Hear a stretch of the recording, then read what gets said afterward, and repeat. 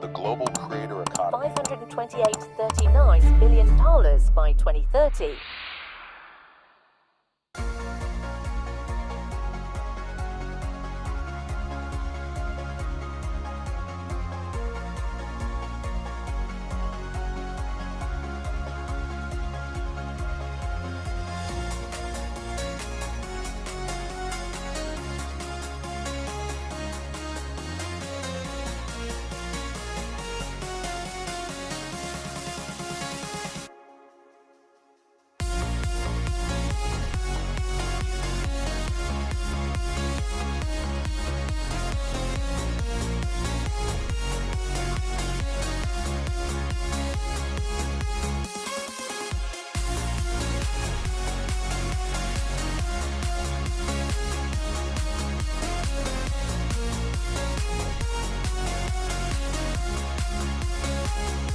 Hey, my name is Davis Nguyen, and I'm the founder of my consulting offer.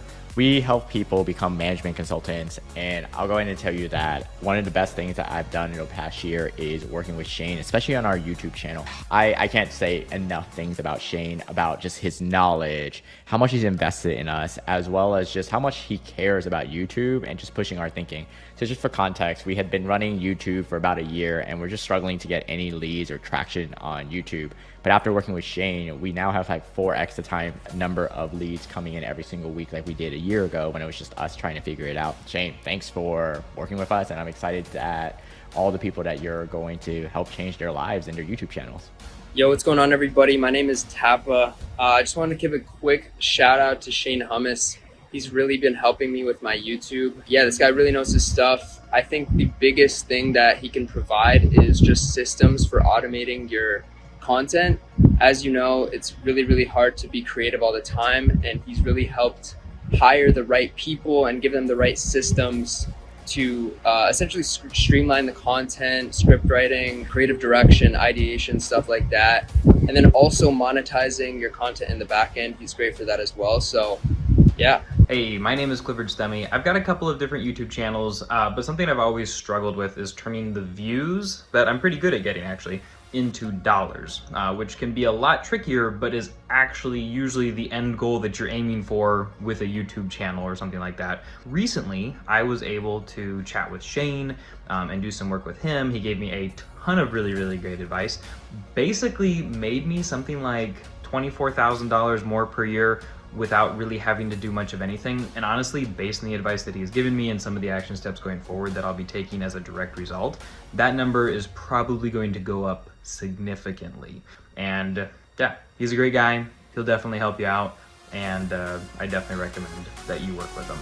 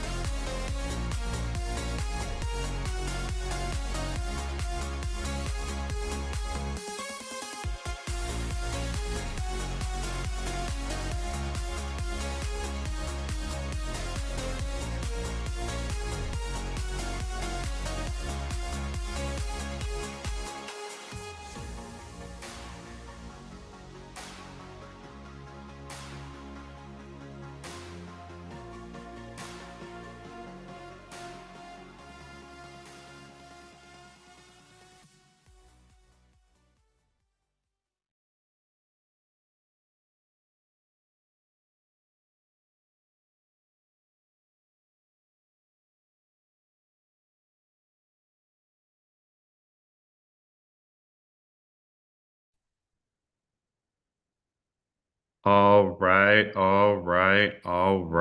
What's happening? How's it going? Can everyone hear me?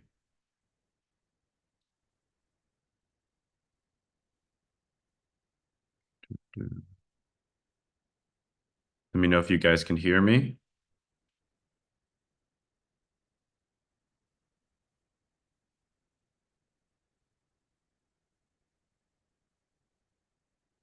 Also, make sure you send your messages to everyone, not hosts and panelists.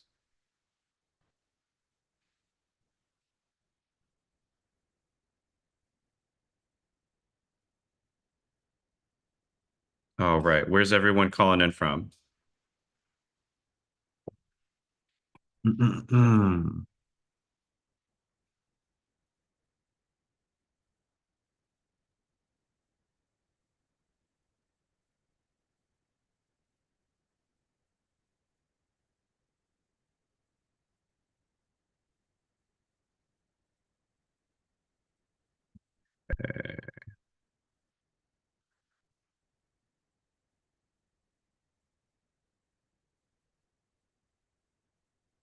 Okay, we got Texas, we got Utah, North Carolina,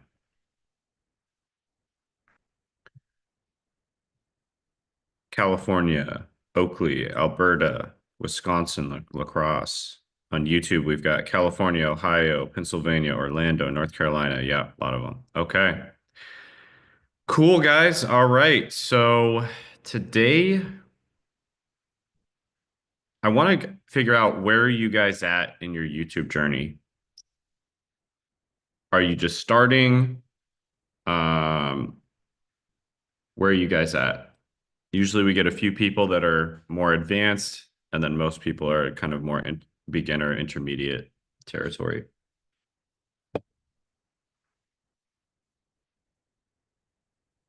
But whether you're advanced or beginner, intermediate, the same rules basically still apply. Most people are not focusing on the fundamentals.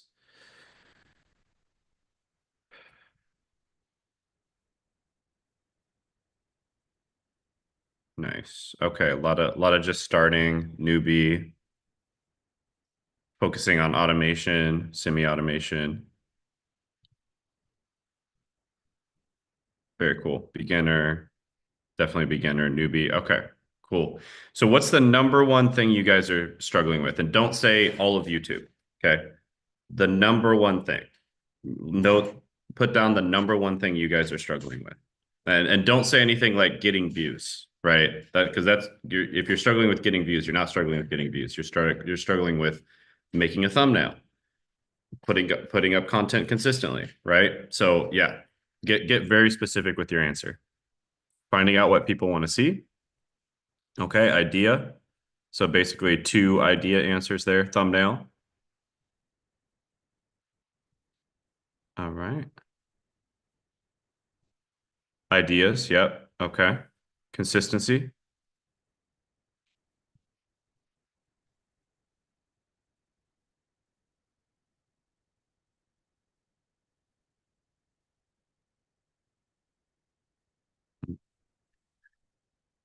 Okay, sound and video quality, setup suggestions. Oh, that's an easy fix. Alexa. Yeah, we'll cover that. Okay, Jeannie Campbell, defining brand. Defining brand. Okay. Do you mean like your niche, Jeannie? What do you mean exactly by defining brand? Rocky says aligning my content with problem statement and deep dive into problem. Like I help X do Y by Z. Okay. David Sanders, focus on it as a business or hobby. Like struggling between those two. Jesse Hernandez, putting in the work, exhausted after a long day of work. Yeah, okay, got you. Miss Michelle, which editing software should be used? CapCut's really easy to start with, Miss Michelle. If you're editing yourself, CapCut's really easy to start with. Descript is also pretty good. How to find a niche, draw subs, and build income. Overall, I do not know how to do any of this. Find a niche, draw subs, and build income. Yeah, so that's the yeah, that's you got to start with one thing. Kevin Kraft, stay motivated when things are slumping off. Niche, yes, not being all over the place. Okay. Great. So a lot of people are struggling with niche ideas and then just basic kind of how do you make content type stuff. Okay. That is a good place to start. So I think somebody at the very top said Like, how do you record videos? And yeah, that's actually a really important question. So can you guys see my whiteboard here? Welcome to the new whiteboard. Okay, a new whiteboard. All right. Hmm.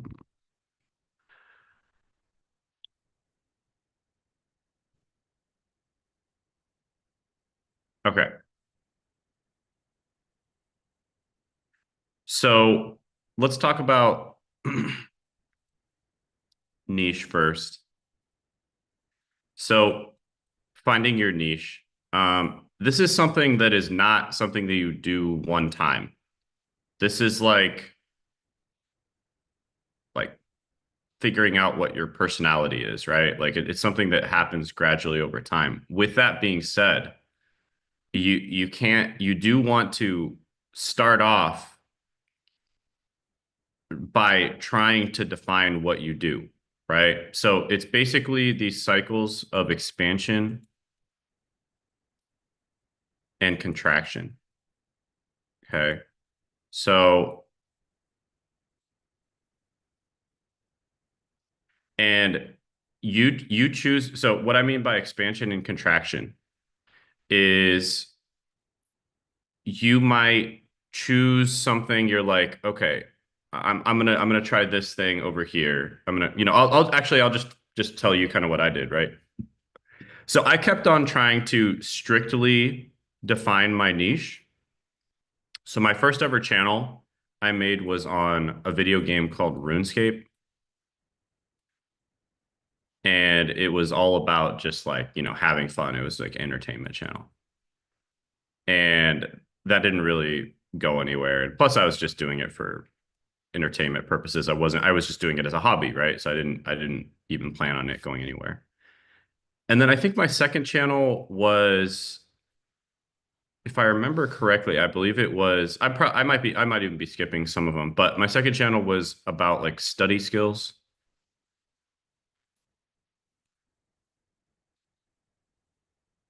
And then I think my third channel was 1 minute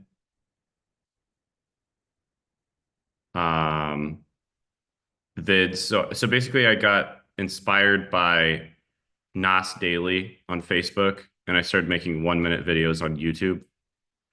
And then I think my fifth channel was or yeah, here. Let's make this. I think my fifth channel was life hacks. It was like a life hacks channel, but it was like for guys. Life hacks for guys. And then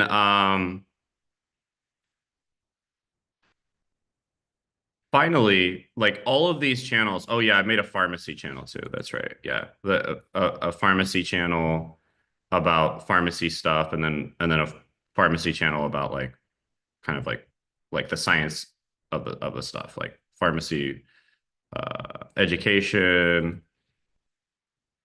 um, and jobs. I think I actually made two separate channels for that because I was a pharmacist. And then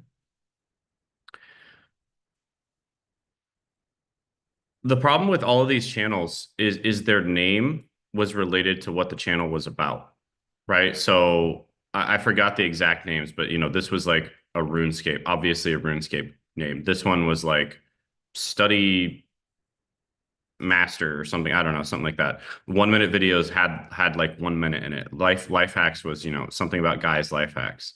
The pharmacy thing like was very clearly about pharmacy. So the problem with all of these is that it was too rigid. Okay, it was too rigid. And if it didn't work, oh, I made another one too. Yeah, I'm remembering other ones, but yeah, it was too rigid, right? So if it didn't work, then all of my hard work just went out the door, right? Because if the channel didn't work on the first try, like if I didn't get it 100% right on the first try, then all my hard work went out the door. Now, anyone who's a little familiar with business will know that this is really bad. You don't want to do that. Okay, so YouTube, for instance, a lot of people don't know this, but YouTube started as a dating app. Okay. So it's a good thing that they didn't name themselves videodating.com or something, right? Because YouTube started off as a dating app and then they found out that there was way more demand for something else and they pivoted, right? So you want to, and the rest is history. Hey, admin, can you get your cursor off the screen, please? Thank you. And you want to, you want to keep that open to pivot. And the easiest way to do this is to just make a personal brand. Admin, your cursor is back on the screen now. Please get it off the screen. Thank you. You want to be able to pivot easily. So you want to keep it as a personal brand, right? This is the easiest way to pivot. You know, when I started my channel and I just named myself Shane Hummus, that's a personal brand. And so if my very first idea didn't work out, that's okay. That's okay. It's fine that the very first idea doesn't work out because I'm a personal brand and I'm also a living, breathing, human being that changes and evolves. And so it makes sense to the audience as well that I would talk about other things other than the first topic that I started talking about, right? And so that's the beauty of having a personal brand is you can evolve. Whereas if you name your channel, the mistakes that I made up here, if you name your channel Study Skills Master or something like that, or something about RuneScape or that kind of thing, then you can't pivot. You are stuck. You are stuck making videos on that. So this is what I mean by expansion and contraction, okay? Because you want to clearly define your niche. Okay, you want to clearly define your niche, what it is. And at the same time, you want to be open to changing if the evidence shows that it's a good idea to change. So that's what I mean by expansion and contraction. And you're going to go through a constant process of this. I mean, even years later, you might be changing your niche a little bit, right? Or even people that like think they have like a really clear niche, like you might find that a certain pocket of people within your niche are the ones you want to work with. And you can just get more niche or you can get less niche down the line, right? But you want to clearly define your niche, but at the same time, you want to be open to changing. So how do you do this? Well, you try different things out, right? You try out different topics, right? And you use the evolution method. Okay, so you use the icon method to find the topics. I've talked about this probably 50 times now. So if someone needs a brief explanation, I can give them a brief explanation. But you use the icon method to find ideas. This is the best method for finding ideas. And then you use the evolution method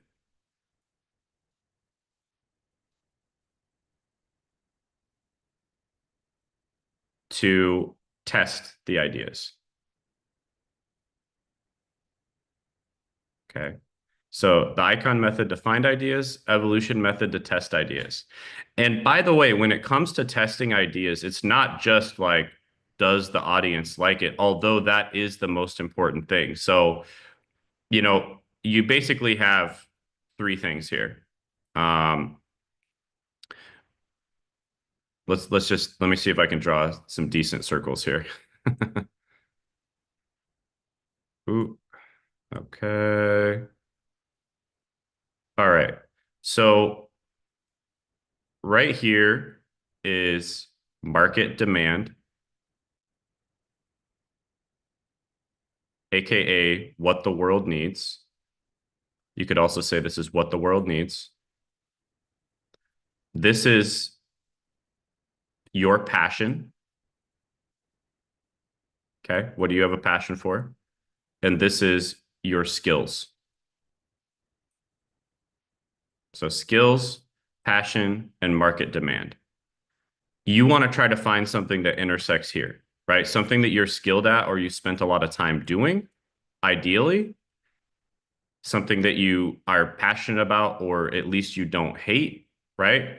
But I'm being honest with you guys, the most important thing is the market demand, right? Because it might be hard to get somebody to pay you to, like, a lot of people would like to make money doing something like the thing they're most passionate about, right? Like a lot of people I'm sure would love to make money just by watching Netflix, right?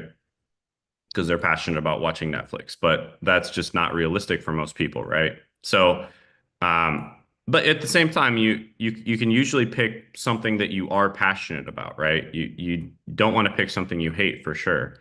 So passion, skills, and market demand, and then depending on the person and your goals, some of these might be more important than others. So if someone really wants to live a lifestyle business, then maybe they're going to be a little more on the passion side. But if someone wants to make more money, they're going to be a little bit more on the market side, and the skill side, like a little more practical, right? So try out different topics based on your skills, your passion, market demand. Find video ideas using the icon method. This is where you find videos that did very well from a small channel, despite the fact that they were made either mediocre or bad, despite the fact that the videos themselves were either mediocre or bad. And then you steal one thing and one thing only, and that's the idea. You don't steal the thumbnail, you don't steal the title, you don't steal anything else, just the idea, because it's a bad video. Why would you steal anything else? And then you make a better video, right? The evolution method is where you test out different ideas and different formats, and different presentation styles, like content styles, until you find something that resonates with both you, like something that you can do, and something that the audience wants to. And when a video pops off, when a video actually takes off, which is just a matter of time if you do these two things, it's inevitable. It will happen if you do these two things, because when you use the icon method, supply and demand is in your favor. So there's a massive amount of demand for the video idea, but there's not a lot of supply. And so it's just a matter of time before a video takes off. So when a video takes off, very important that you double down. You need to double down on that video idea. So drop everything you're doing and make more videos on that video idea, like immediately, right? So this is really what it's all about when it comes to finding your niche. You need to go through these phases of expansion and contraction. So I went through just like entertainment. I wasn't really, trying to even make money on YouTube. Then I kind of did study skills, and that was like half. I was kind of trying to make money, but at the same time, I was pretty, I was passionate about the topic and I wanted to get better at studying. Then 1 minute videos, a little bit of both as well. Life hacks. I think this one was a little more strategic. Yeah, I was actually trying to make money at this point. And then the pharmacy one, I was definitely trying to make money, and I was also trying to be very niche. And finally, I was just like, okay, this is why it's a really good idea to create a personal brand, because you can talk about multiple things as your interests change, because you're a living, breathing human being and you're going to evolve and have different interests, right? So that's why it's great to create a personal brand, because you're allowed to do that. So this is something that kind of trips people up, is clearly define the niche, but then be open to changing, right?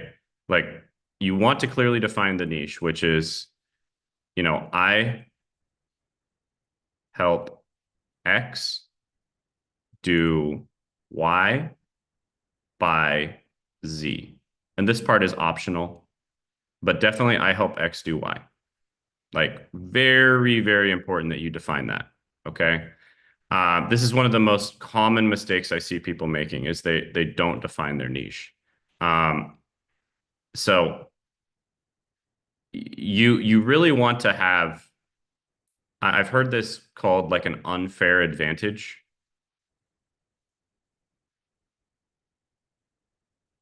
I like that way of saying it. A more scientific way of saying this is a unique value proposition. Unique value proposition.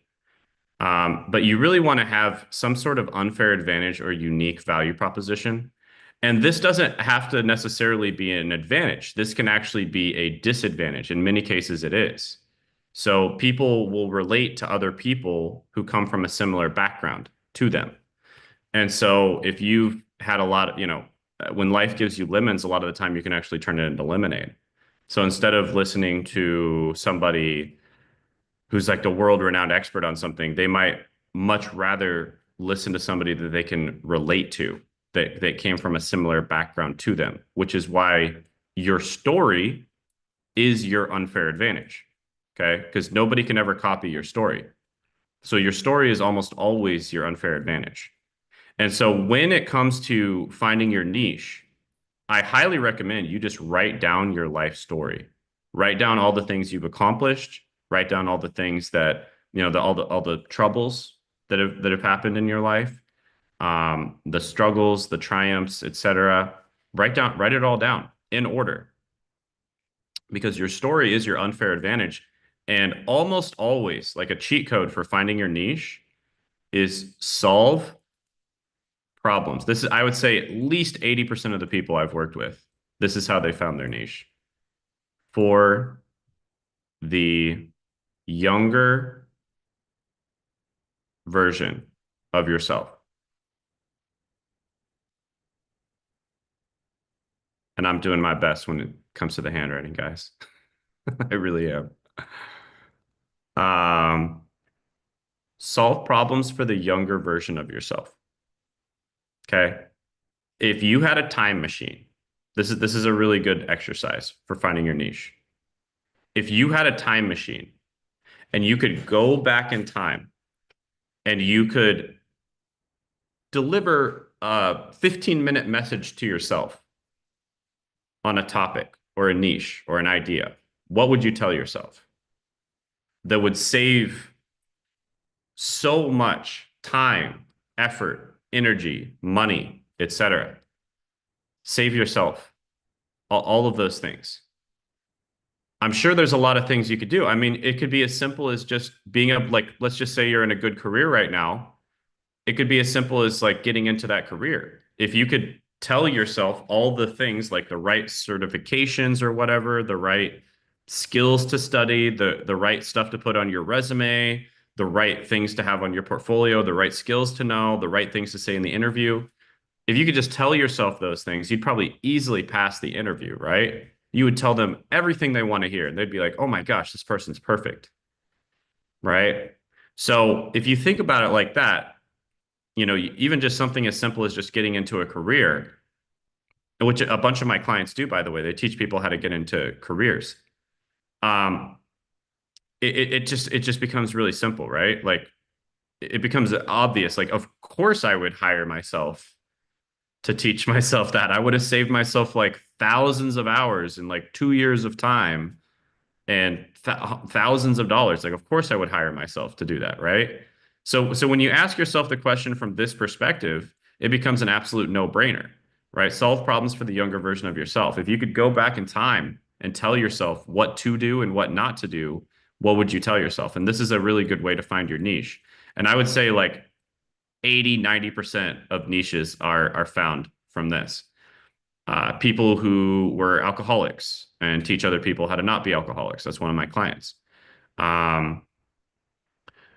Teaching people, I'm just going to name some random ones off. Teaching people how to get into IT jobs. Teaching people how to get into specific cybersecurity jobs. Teaching women how to get into a specific cybersecurity job. Teaching accountants how to get into a financial controller position, which is a very high level accounting position, et cetera, et cetera. Right? There's so many other examples. And yeah, solve problems for the younger version of yourself. This is how 80% of people are gonna figure out the answer. So does that help with the niche thing, guys? Is there any more specific questions on the niche thing?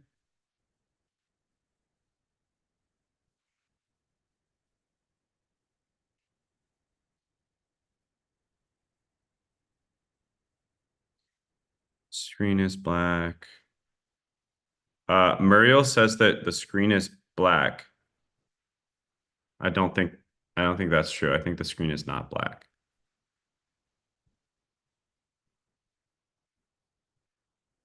Yeah. Okay. So does this help with the niche thing, guys? I know a few of you asked about it, so hopefully that helps. Yeah, this part here is a little hard to grasp because it's basically like this is what I call niche 2.0. Niche 2.0 is where you don't really have a niche, right? You simultaneously have a niche and you don't have a niche. You're like water, right?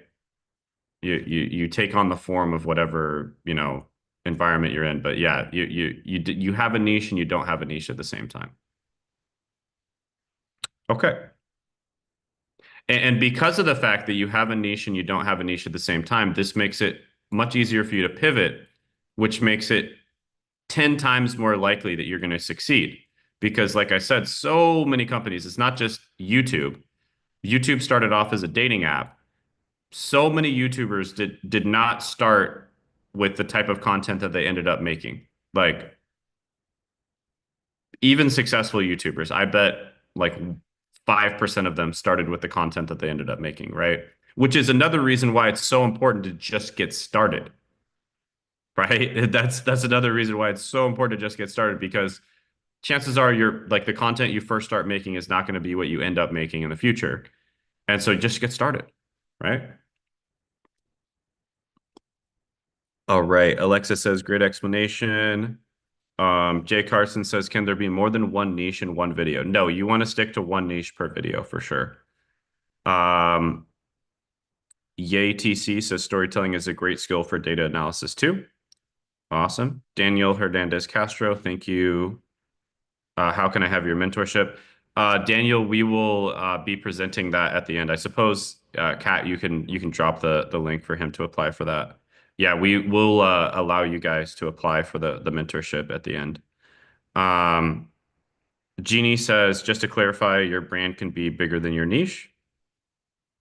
Your brand can be bigger than your niche. Yeah, I suppose you could say that. Yeah, Jeannie. So that's an interesting question. Not sure where that came from, but yeah, I suppose your brand could be bigger than your niche. Like the brand of, I don't know, Kim Kardashian, for instance, might be bigger than some niches out there that like maybe she talks about certain niches in her content and her brand might be bigger than some of those niches. So yeah, I suppose you could say your brand could be bigger than your niche. It's an interesting question. Never gotten that question before. YATC AI, as of the latest data, there are over 113.9 million active YouTube channels. This number reflects the growing community of content creators on the platform, with the majority of creators being 25 to 34. Yeah, so checks out. Okay, so the first thing you guys wanted to hear about was the niche information. And we went over niche. I think that was a pretty good masterclass on how to select a niche and all the most important aspects of it. Next, let's talk about video ideas. So I know you guys, I think I can go over this one pretty quickly. Video idea selection. So throw out a niche. I'm going to go over the icon method. I'm also going to talk about some other alternative video idea selection methods, although the icon method is my favorite by far.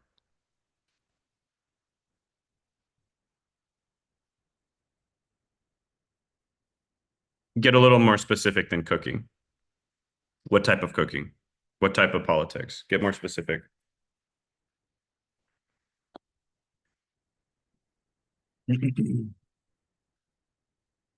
Content creation when you're over 40. Interesting. Okay. US politics. More specific.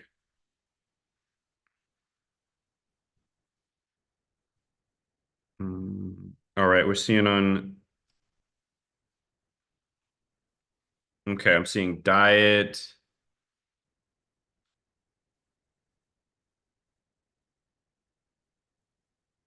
Okay. Okay, cool. So diet, and specifically, thank you, Miss Michelle. I appreciate that. Diet and specifically carnivore diet. So I'm gonna go ahead and look this up on YouTube. Okay. All right. I think I gotta stop sharing this. I hope I don't. I hope this doesn't delete. Yeah, I have to close the whiteboard. I think it might just delete the whiteboard on here. Okay. Well, that's too bad. Okay, so we're gonna go to vidIQ. So this is how I would start this off, guys. So if I'm looking up you know, something this specific, right? So we go to vidIQ, we go to keywords here, then we go carnivore, diet, related keywords. Okay, so we can see here 392,000 search volume. Now, when it comes to the search volume, guys, just know that all of the platforms are essentially guessing when it comes to the search volume. The search volume is never correct. What matters is that some search volume is higher than others. So if I look up carnivore diet and it's 392,000, and then I look up like I don't know, like keto, like let's say keto diet, um, and it's 198,000. That means that more people are searching for carnivore diet right now than keto diet, right? So that's what really matters. The numbers themselves don't matter that much. It's just the carnivore. It's just the difference between the numbers that matters. Okay. So carnivore diet. Let's look this up. Carnivore diet results. Carnivore diet weight loss. Carnivore diet benefits. Yeah, this is actually one of my clients here. Carnivore, Dr. Berry, beginning carnivore diet. So you kind of like look up these search terms, see if there's anything that really stands out, see what it relates to. Sugar, steak, gym motivation, GRE, depression, Joe Rogan. I guess Joe Rogan's into that. Paul Saladino, Thomas Sowell. Huh, interesting. Okay. Steak and eggs, Kinberry. Okay, cool. So we're gonna go ahead. I think carnivore diet might be good enough on its own. So we're just gonna go ahead and look at carnivore diet here. And actually, I'm just gonna use a use an incognito tab just so uh, it's not biased on the results. Okay, so let's go ahead and share here.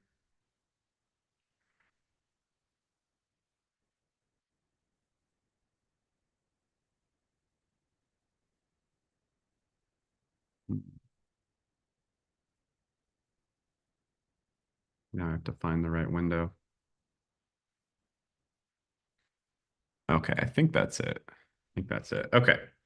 So carnivore diet, let's look this up. Truth about carnivore diet, dairy on carnivore diet. Okay, there's a lot of shorts here. Not sure why it's doing that, but um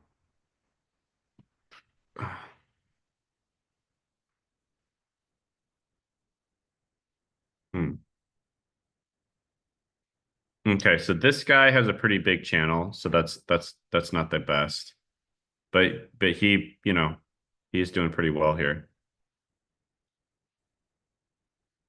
Okay, this guy also has a pretty big channel because remember with the icon method, guys, we're looking for videos that did well from small channels. So we don't want to pick the big channels. That's the worst thing you can do because people watch big channels for different reasons than people watch small channels. They might watch the big channel because they just like the personality of the person. Whereas with the small channel, they don't have a big enough fan base yet.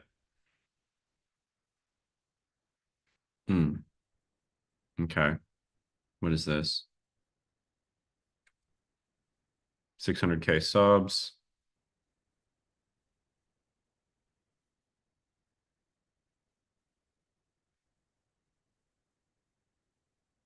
This guy has a pretty large channel too. Do it. Why you maybe shouldn't do it. Let's see. Yeah, pretty big channel. So you basically just you know, keep going down just like this until you find something. And it, you know, a lot of people give up very quickly. Okay, here we go. Low carb love. Guessing. Oh, nope, her channel's pretty big too. Okay. You just keep going down, and I don't know why it's showing so many shorts. Oh my gosh, YouTube is really trying to push these shorts, isn't it? Okay. Actually, we can. I think it's probably because I opened a new tab here, and it doesn't know my viewing behavior. Let's do videos.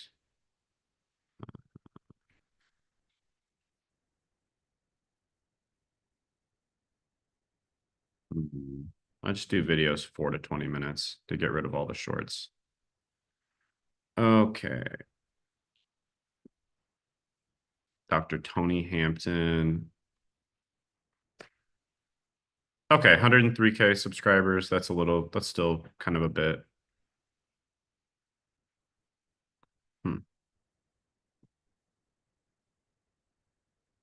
Dr. Anthony Chaffee. Looks like that's probably a pretty big channel too. Okay.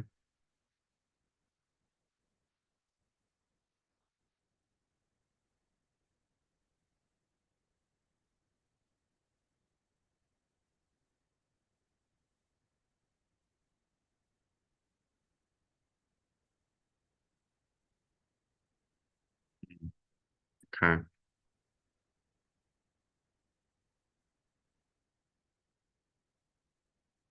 Here we go.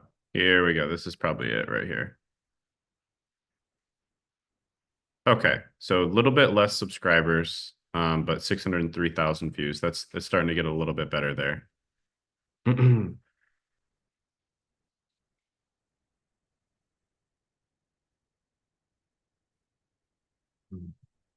Is that the same one? Let's see. Yeah.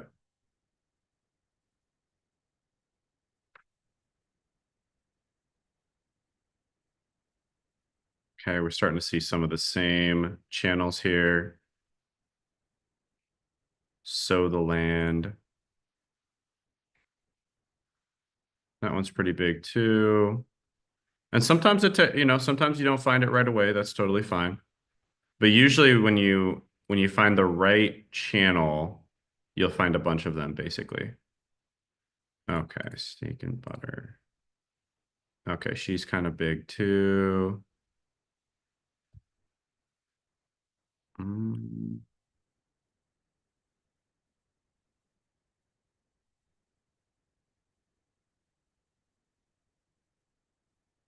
Okay, here we go. 60 days carnivore diet, shocking results.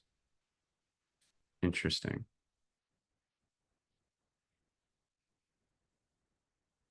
Huh. Interesting channel. Kind of a big channel though too. Max German, fat loss on carnivore diet. So at this point, if I was doing this myself, I would go and use oneof10.com. But I want to show you guys that you can still use YouTube for this. This seems to be a little bit of a harder one. But I'll still show you guys that you can use YouTube for this.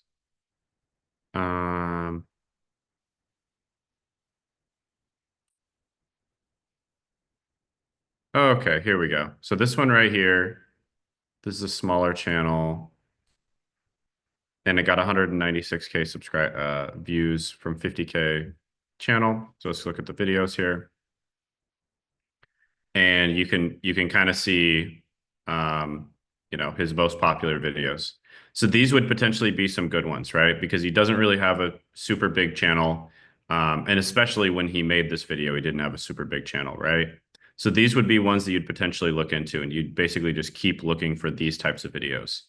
And you can see how I lost 50 pounds. Now, why do you think this video right here would be good specifically for the carnivore diet? Go ahead and type in the chat. Specifically for a small channel. Go ahead and type for the chat if you have an idea. This is pretty important to kind of understand.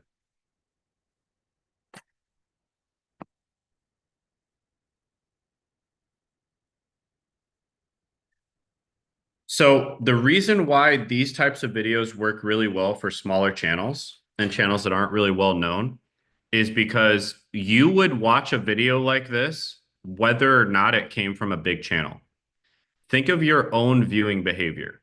If a big channel made a video like this where they're just talking about how I lost 50 pounds in 60 days, you would watch that video, most likely. And if a small channel made a video how I lost 50 pounds in 60 days, you would also watch that video. It doesn't really matter whether the channel is big or small. Whereas if a channel was like, let's just say, top 10 most important health tips, if it's a small channel, you're probably not going to watch that because they have no authority, right? If it's a small channel from just a random guy, right? You're probably not going to watch that. They have no authority. But if it's a big channel, you know, there's a good chance you'll watch that because they have authority. So there's really a difference between the types of content that you'll view from a small channel versus the types of content that you'll view from a larger channel, right? And so this one right here is a great example of a piece of content that you would view from a small channel. And that's why it did so well. How I lost 50 pounds in 60 days. It's just like a story, right? It's like he's just telling a story. It's very relatable.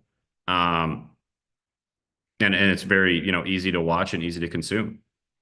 So yeah, there we go. We found some ideas right there. Of course, you'd keep going. You'd probably find, you know, 10 to 12 ideas, something like that. You can also use oneof10.com. So I'll show you guys this one. This is a little bit of a shortcut. It's pretty nice to use. They're, oh my gosh, they're doing that thing where they try to make me pay even though I'm what is this? Dude. 1 of 10, if you're watching this, like, please stop being annoying. They're doing that thing where they send everyone, even if they're clients, to the sales page.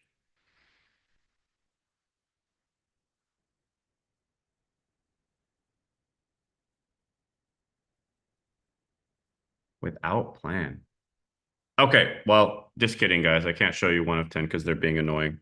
But yeah, 1 of 10, basically you do that same thing, but it's a little bit just a little bit easier to do.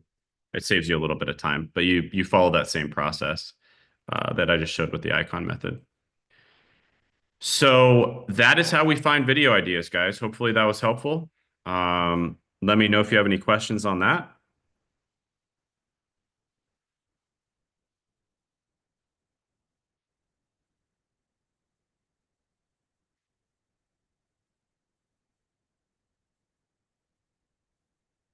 All righty. Good stuff. Good stuff. Yeah, that's vidIQ. Pixel Dust. Yeah, it's vidIQ. It's a good tool. Yeah, you don't have to use it. It just helps for keyword research. If I wasn't able to find any carnivore specific words, like carnivore diet specific words, I would have gotten a little more niche when it came to the words. So I would have started looking up words that are a little more niche than carnivore diet, like, you know, maybe add, you know, carnivore diet before and after or something like that. I would have looked up the other words that are a little more niche than that. But we were able to find some pretty good ones. Just had to scroll down a little bit. Okay, what is the website that you're on? Let's see. Miss Michelle, Thriving with Chronic Disease, Life Hacks for Disabled. Yeah.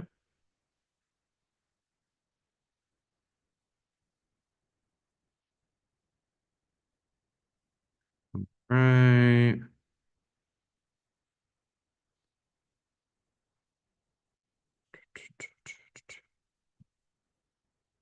Yeah, carnivore diet is definitely, yeah, it's pretty big right now. I feel like these types of things happen like every 15 years. I think keto diet got pretty big about 15 years ago. Of course, it's a little bit different, but kind of, you know, there's a lot of similarities. And then 15 years before that, I think it was the Atkins diet. It's like, so yeah, these things happen kind of in cycles.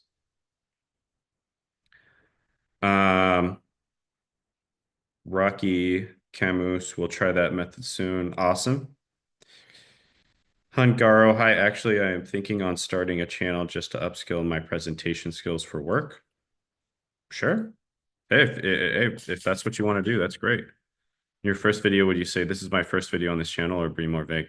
Yeah, absolutely. Your first video, just say literally anything. Just pull your phone out and just record the video. Because so many people get stuck recording the first video. So just basically just pull your phone out and say anything and just upload it. That's what I recommend. Jacob says, thanks. You got it, Jacob. See Faith Watkins. Just so you're aware, your screen is shaking and a bit unsteady. Okay, that's okay. Thanks. Thanks for letting me know. Alrighty. So let's move on to the third thing, which is consistently uploading with a simple setup. So I think I'm going to share the screen again. I think I'm going to share. All right, Rocky, have a good one. I think I'm going to share the screen again. For the whiteboard.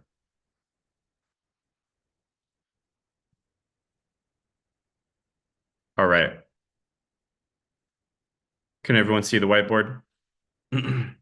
Unfortunately, it didn't save it, the old one. Okay, great. So let's talk about consistently recording.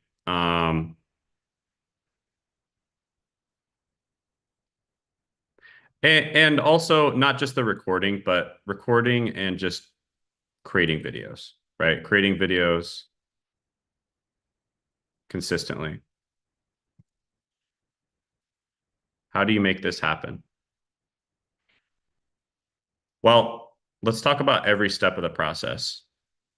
So first thing is ideas. Okay, or ideation. Then script writing.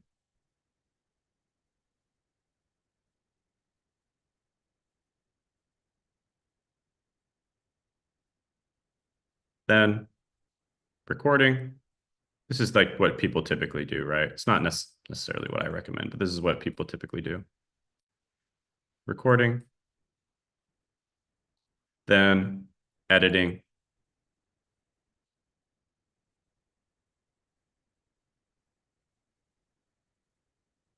And then uploading and optimizing. Upload, optimize. And usually this is where people will create the thumbnail and stuff like that. So those are the steps. And I think when it comes to the most time consuming, editing is usually the most time consuming step. Script writing can also be a bit time consuming as well. And so basically, you want to ask yourself, how can I make those two steps as easy as possible? Because this is what most people do. They'll spend, first of all, most people will make one video at a time. This is what most people do. One video at a time. And because of this, let's just say ideation, that might take they might really overthink this, and this might take 3 hours because they spend a lot of time on it. Then script writing, they might spend like 10 hours writing a script. And then recording, maybe this takes like 2 hours to record because they really heavily scripted it, and then it's really difficult to record, and it's also hard to do. And then editing, maybe they'll spend another 10 hours editing, maybe even longer, sometimes like 20 hours. Sometimes they'll spend like 20 hours editing. And then uploading, optimizing, making the thumbnail, etc. They might spend another 5 hours on this, right? So I've literally had people do this where they spend like a ridiculous amount of time on their videos. Like what is this? 13, 15, 35. This is like 40 hours, right? 40 hours on one video. That's just one video. So that's somebody who's really, really inefficient, and they do one video at a time. Now, if you were doing the exact same thing, you were doing all these same things, but you just simply batch recorded instead of doing one video at a time, it saves you. It's like it will take 1/3 of the, like 1/2 to 1/3 of the time. So the 40 hours automatically becomes 20 hours per video, just simply by batch recording. So you just save yourself like 50% of the time, sometimes even more, just by simply batch recording, right? But we don't want to just do that because this is quite inefficient. Okay, this is very, very inefficient. We don't want to do this. Let me see if I can highlight this and move it down. Okay. Whoops.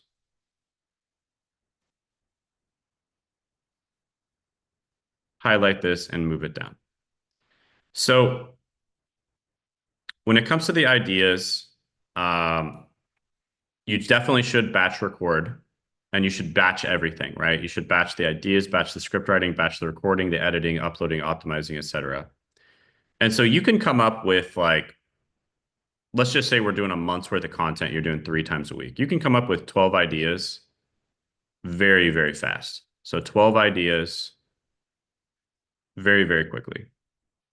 And we're just going to assume that you're doing all of this by yourself. So this is what I recommend if you're doing everything yourself. So you come up with 12 ideas at a time. This might take you, the funny thing is you'll come up with 12 ideas in about the same amount of time as you come up with one idea. 3 hours. Admin, please get your cursor off the screen. Please, guys, stop. 3 hours, script writing.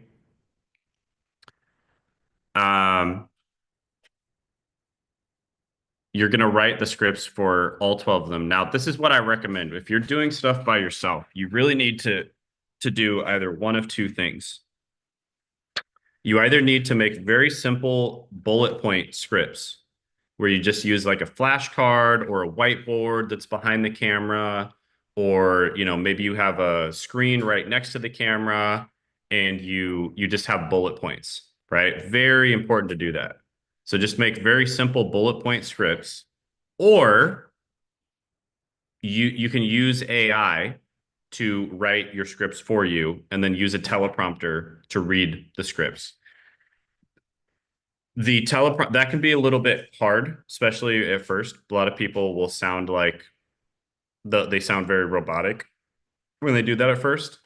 So it takes a little bit of practice, right? If you want to do that, it takes a little bit of practice. So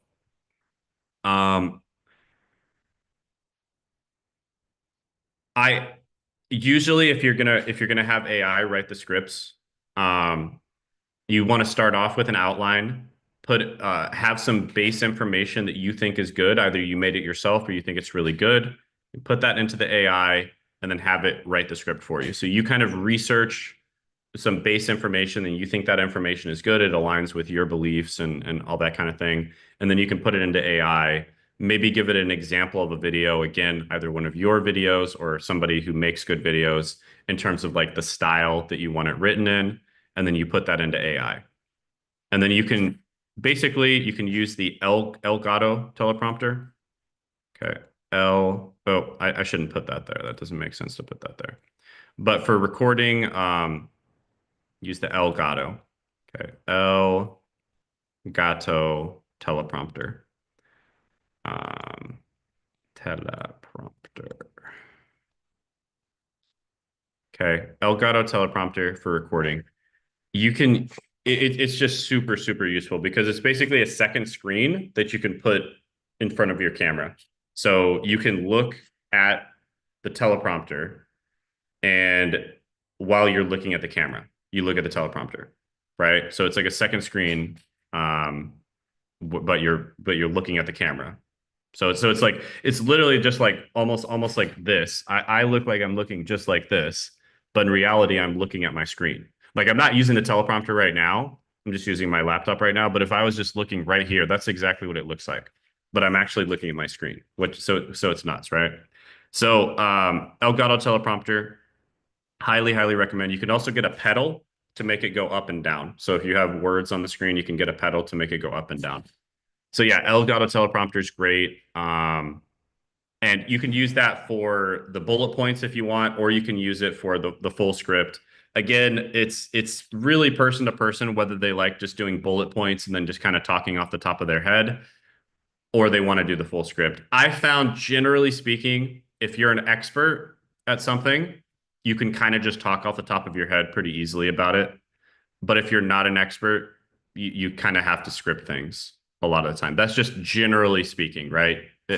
Not always true for everyone, but just generally speaking. So script writing, bullet points. You can either do the bullet points or teleprompter. I'm just going to put TP, teleprompter script.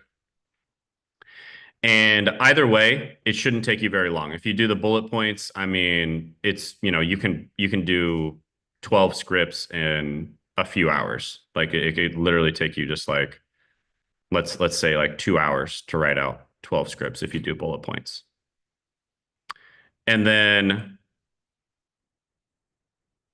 and this is conservatively, and this is if you're doing everything yourself. And then when it comes to recording, what I highly recommend doing is, again, if you're doing everything yourself, just record in one go. Okay? Just record in one go. Don't edit a lot. And this is why the bullet point thing becomes really important, because it's kind of like raw, authentic content. And if you use the teleprompter, you're probably going to mess up many times, right? There's a very, very good chance you're going to mess up. And if you don't mess up, you're probably going to sound like a little awkward, especially at first, right? So this is where the bullet point thing comes in. So when it comes to recording each video, I don't know, maybe 10 minutes, something like that, right? 10, 15 minutes. Let's just say 10 minutes when you first start. So that means you can do 6 videos in an hour. And if it's just a short video where you're just talking off the cuff, it's not that hard. So like six videos in an hour. And that would be 2 hours, but let's just say, 4 hours, right? 4 hours for total recording time. Then editing, there is no editing because you did raw, authentic content, right? So you're skipping this part. And then uploading, optimizing, this is where you can have AI, et cetera, help you, and you can make this process much, much more easy. And so, this might take like, another 2 hours or something to do total. And again, much faster if you do this in bulk. So 12 videos, and notice that out of everything, I almost spent the most time just on the ideas, right? Because this is the most important thing. So 12 videos, that's like what, 9, that's like 11 hours total, right? So, and that's for like 12 videos. So if you're doing 1 video a week, that would be 3 months worth of content. If you're doing, 3 videos a week, that would be 1 month's worth of content. So it doesn't take that long, right? So yeah, this is kind of how it's done. This is the way to keep it very simple when you first do it. Now, of course, if you want to use the teleprompter version, this is going to take a little bit more study, and you're also likely going to have to do some basic editing. And so there's going to be more time added here, and it's probably also going to take you a little bit more time to record as well, and it's going to take you a little bit more time to write scripts. But if a lot of people feel more comfortable with doing this, and if that's you, then that's great. If you feel more comfortable, with the teleprompter or with the script, you don't necessarily have to use a teleprompter. I mean, for years, I just had a script that was right next to my computer, and I would just look at the script, right? So you don't necessarily have to use the teleprompter. I just highly, highly recommend it. It's just way better to do that, because your eyes are going to accidentally go off to the script, and it's going to be a really, really annoying to edit it out, right? So, although these days you can use Descript to do that. You can use Descript to make your eyes lock on the camera. So yeah, this is kind of the recording, creating videos process. It really doesn't take that long. Now, of course, this is just when you're doing it yourself. If you want to make more extensive videos, right? Really, better editing, but animations, all that kind of thing, it's going to take you longer, but you can also just hire people, right? This is where you hire people. And the truth is, guys, there is not much of a difference in watch time between the raw, authentic videos and the super heavily edited videos. Really, if anything, when it comes to the super heavily edited videos, it's more about brand. So it's more about playing defense than offense. You're just basically making your videos unique. You're making your videos different than other people's videos. So it's more about like branding than playing offense. It's like people don't believe this, but heavily edited videos sometimes even have lower watch time than videos that aren't that heavily edited, right? So you can get like 95% of the way there in 1/10 of the time. Admin, please get off the screen. You can get 95% of the way there in 1/10 of the time if you have just normal videos that aren't heavily edited, right? So just keep that in mind. People don't believe me on this for some reason, but it's true. It's true. Like there's tons of examples of channels that have popped off with very little editing. Lots of examples of channels that are crushing it with very little editing. Lots of videos that have popped off. Now, one thing I will say here, guys, because I know somebody asked about camera. I highly recommend. So there's basically two things. There's video, and then there's audio. So when it comes to the video, there's a couple things that matter. Let's talk about the things that matter. Lighting, clarity, right? Or focus, clarity/focus. You might want to make sure that it's focused on you. And background. Make sure your background isn't too distracting. And then audio, basically, when it comes to the audio, this is the one where you might want to invest a little bit of money.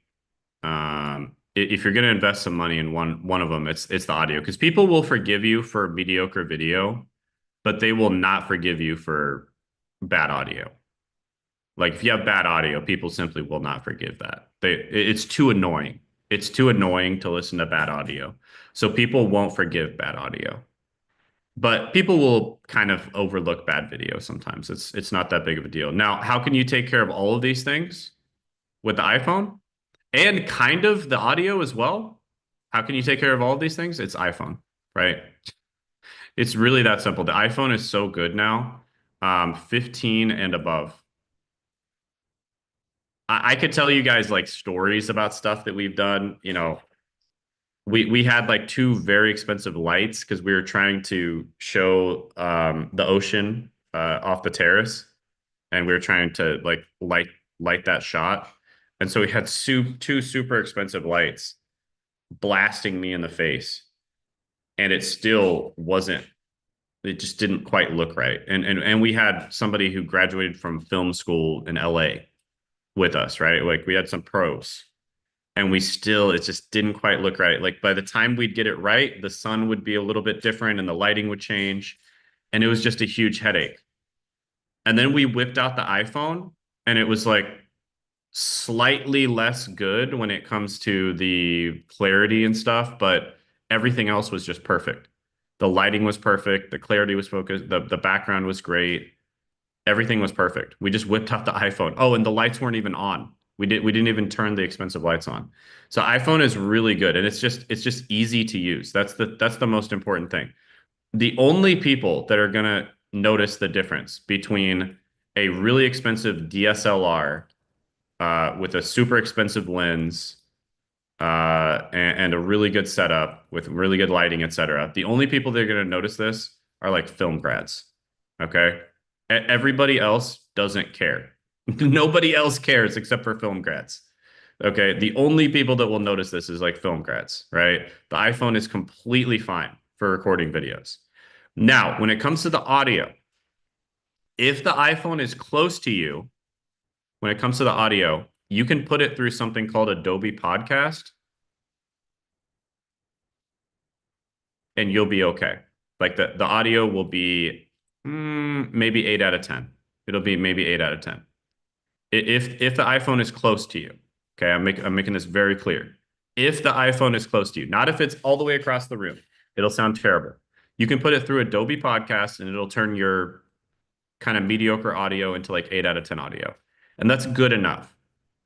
But if you want 9 out of 10 or, 10 out of 10 audio, then you're going to have to invest a little bit of money, right? You're going to have to get something a little bit nicer. So we like the Rode products. So the Rode, a lot of the different Rode, we use the Rode Video Mic Pro for a while. We have the Rode, what is that one called? The box, the Rode Go, I think. Yeah, Rode Go. Excuse me, the Rode Go. And then I absolutely love the Shure SM7DB. The Shure SM7DB. Absolutely love. This is my favorite audio source by a mile. And this is 10 out of 10 audio. This is 10 out of 10. This one, you could probably get 9 out of 10, 10 out of 10, something like that. But what I love about the Shure is it never messes up. Like it's just always super, super reliable. And it's just 10 out of 10 audio. Love the Shure SM7DB. So if you want to invest some money, this is what I would invest the money in. Either the Shure or the Rode. The Rode would be better if you're kind of like traveling setup or like a setup where you're going to be in different places. The Shure would be better if you're have a stationary setup. So yeah, iPhone guys, insanely good. Yeah, when it comes to actually recording the videos, super, super good. All right, guys. The AI that we use, Meritage, is mostly Claude. Mostly Claude. Especially for script writing. For helping us to write scripts. We mostly use Claude. All right. Danielle, thanks. Jay Carson, yes. How can one create and read a script and still sound like you're not reading a script? By practicing. Yeah, you got to practice. So record yourself reading a script, watch the recording back, and practice not sounding like you're reading a script. Record yourself not reading a script, just talking to a friend or something, and then try to make it sound like you're just talking to a friend when you're reading the script, and then just practice. That's one of the easiest ways. Another thing you can do is vary the sentences. So start the sentences off a little bit high and then end them on a lower note and abruptly. So one thing that I really like doing is I like writing scripts using Claude. Right, that can be kind of a really good way to kind of vary your sentences and like have some flow in your sentences.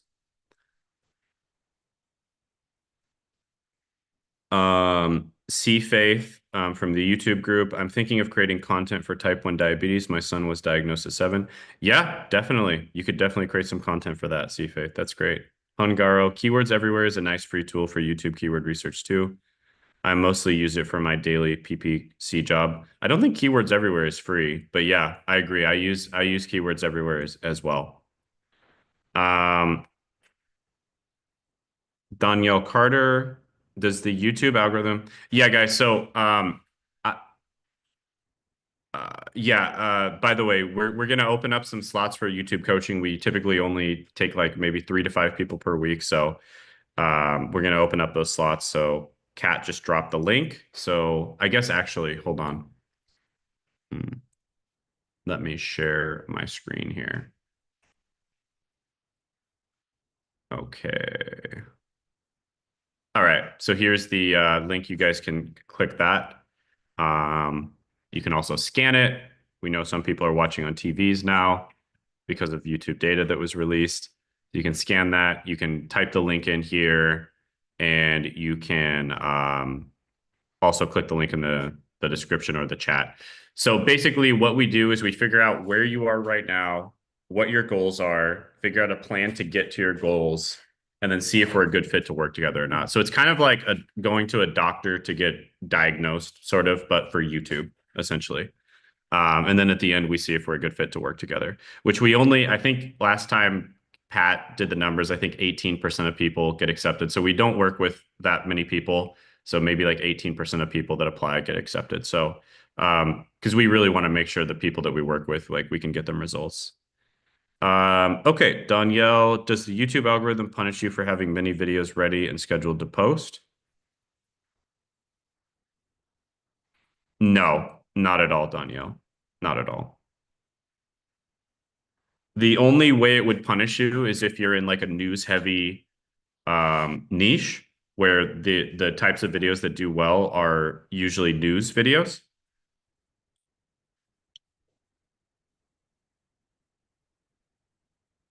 Which I don't think that's the case. Is a teleprompter on a website or a software? No, it's yeah.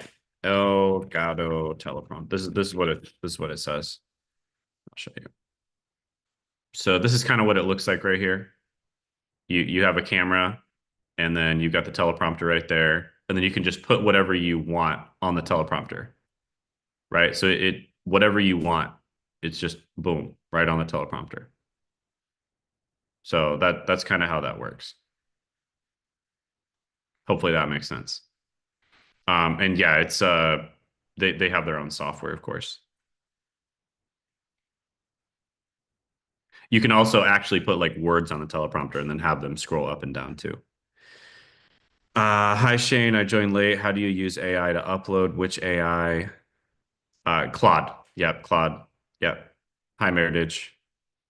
Chris Groves. This will work.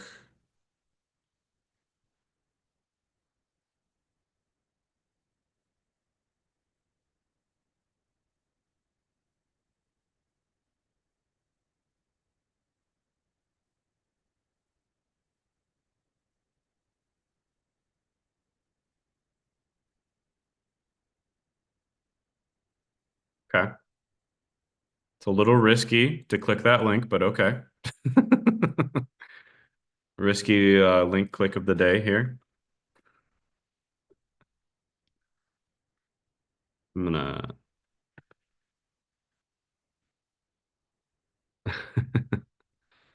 um okay, Danielle, cool, awesome. Thank you. Not news videos. Okay. Jake, you got it. Jay Carson Riddell, yes, it does. Pixel Dusk, a simple way to have a script and still be natural on camera is to not have a word for word script, make it bullet points instead. Yep. Well, that's the first thing that I said. You can just have bullet points. And bullet points are, yeah, really easy way to just sound more natural. And then, but still have some structure. So you're not just kind of like all over the place, right? Because it's quite difficult to just talk off the top of your head and, you're probably going to be all over the place if you do that. So,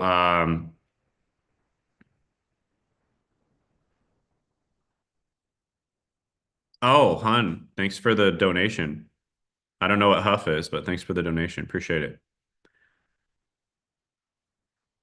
What do you use for market research, like Google Ad Keywords Planner, Google Trends, or better to really on YT suggestion system than SEO? So, Han, I made an entire video about that, exactly what I use, in really deep detail. The main tools I use are vidIQ. But let me just send you the video. Never run out of video ideas.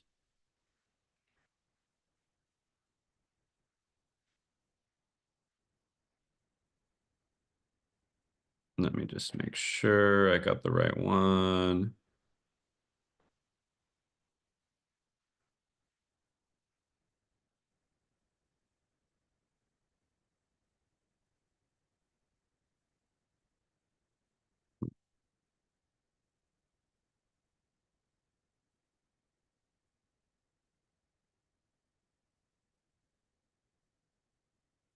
Hmm.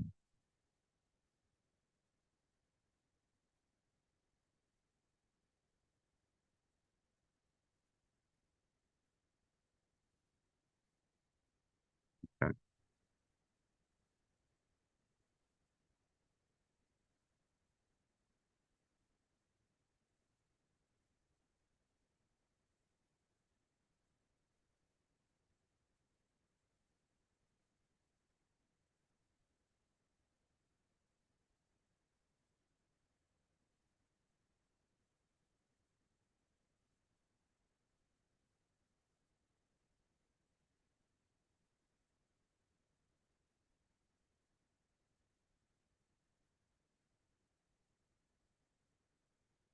Okay. Um, so I got two different videos I'm gonna send you. So this one here, and then also this one here. So these two will be able to answer your question. Oh yeah, can you send these on YouTube? Cat, appreciate that. So these ones will be able to answer your question. Yeah. So that shows like all the different tools that I use. It goes for deep idea research, which would be the find your audience. That's like very deep idea research. And then after you found your audience, the more shallow idea research would be how to never run out of YouTube video ideas. So that should help you. All right. Let's see. Jay Carson. Okay, thanks. You got it, Jay Carson. Chris Groves. Olama is great for offline AI models, as all can use hundreds of them. Awesome, Chris. Appreciate it. Huff Hungarian currency. Oh, okay, got you. Appreciate that. What do most people use for monetization within the YouTube ecosystem? Like the top 3 options that are easier to set up? Oh, yeah. Oh, okay. Top three options that are easy to set up. Yeah. So obviously AdSense would be, that's the most obvious way to monetize. Affiliate marketing is the second most obvious and easy way to monetize, Chris. And then sponsorships, that's very accessible to everybody. They're honestly a huge pain, man. And I don't know. I think like if you're an entertainment channel, you kind of have to rely on sponsorships, but I've never really liked them that much. I think there's just so many downsides. With that being said, there's people that make a ton of money from sponsorships. I'm not gonna lie, right? It's definitely a thing. Um, so yeah, there's sponsorships. And then honestly, my favorite is just selling your time in the form of a high ticket product or service, right? So one-on-one coaching, one-on-one service delivery, selling your time in the form of a high ticket product, whether it's a service or coaching. And especially if it's one-on-one, you can actually charge quite nicely for that. Even if you're kind of like relatively small channel, it's just super easy to monetize. Steve Margie, I am in the court because if you think about it, like most agencies and big offers, like you're not going to get to work one-on-one with those people, right? Because they're too busy. It's just that simple. It's too busy. So if someone who's smaller offers to work one-on-one with you, that's pretty valuable. That's a pretty nice value proposition. Maybe they're not quite as good as the bigger person, but at least they'll work one-on-one with you, right? So you always have an advantage if you offer, direct one-on-one coaching or one-on-one service delivery over the people who are trying to sort of automate and upscale and that kind of thing, right? So you always have that advantage, and that's why I really think like offering your coaching or services in a one-on-one setting, I guess you could call that freelancing as well, right? There's always going to be real power in that because you get to work directly with the person. Miss Michelle, thank you for this free discussion, Shane. It was helpful. You got it, Miss Michelle. My pleasure. Glad I was able to help. We did send those 2 video links on Zoom.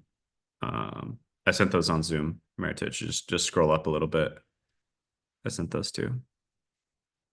All right, guys. So amazing, such a gift, fired up to make videos. Awesome, Danielle. I'm glad to hear that. Yeah, I love to help you guys out. Whether we end up working together or not, maybe we end up working together in like 3 to 5 years, who knows, right? But yeah, I'm super glad to help you guys out. Shane, do you have musicians, music teaching among the people you're working with? This niche has a few special issues, including 1, having vids demonetized because of the use of copyright material, and 2, highly edited videos because of sound complexity, multiple cameras, scrolling sheet music. digital piano keys, etc.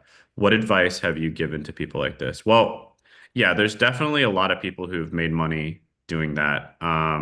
So there's one guy, for instance, EDM tips. I met this guy. He's not my client, but I met him. He's making over 100K a month, and yeah, he teaches people how to make EDM music, right? So, yeah, there's EDM tips. Maybe he gets demonetized. The thing is if you are if you're monetizing in other ways besides YouTube AdSense, then it really doesn't matter that much if you get demonetized. It doesn't matter nearly as much, right? Guys, can you please repost the links for Meritage? Oh, I know what I did. Yeah, that's what I did. I got tricked by my own thing. Here you go, Meritage. There we go. Okay. So yeah, EDM tips, like I was saying. Check him out. He's making over 100,000 a month. Study what he's doing. He's selling a high ticket coaching program. So you don't have to sell a high ticket coaching program. There's plenty of offers in the music space that have made tons of money selling like courses, lower ticket stuff. There's lots of piano offers, guitar offers, just all kinds of stuff like that.